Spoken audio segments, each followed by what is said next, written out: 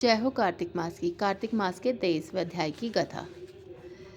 नारद जी ने राजा पृथु से कहा, हे राजन, इसी कारण के उद्यापन में तुलसी की जड़ में भगवान विष्णु की पूजा की जाती है। तुलसी का मूल प्रदेश भगवान विष्णु को प्रसन्न करने वाला है।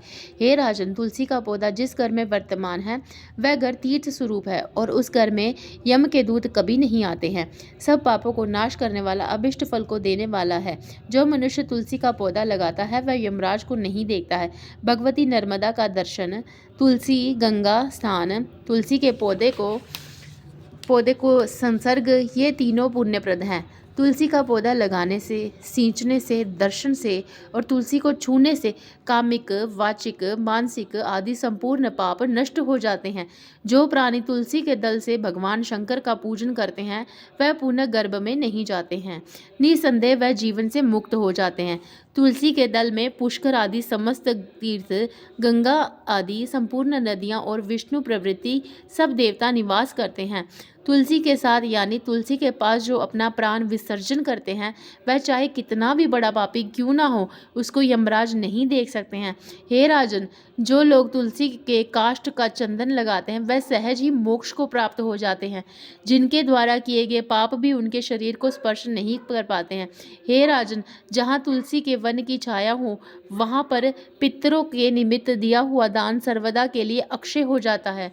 हे राजन, आंवले के वृक्ष की छाया में जो प्राणी पिंड दान करते हैं उनके पितर यदि नरक की यातना भी भोग रहे हो तो भी मुक्त हो जाते हैं।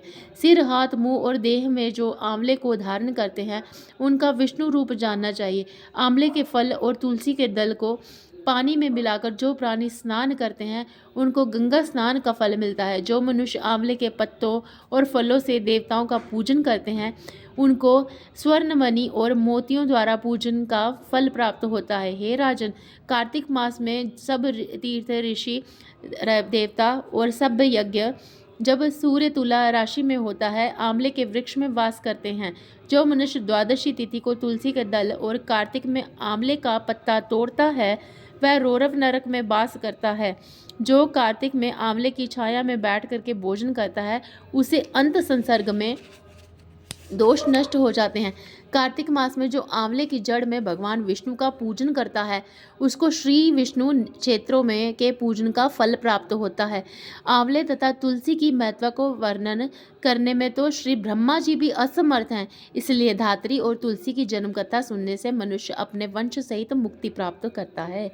जय हो कार्तिक मास की। हे प्रभु, कार्तिक मास का 23वां अध्याय समाप्त।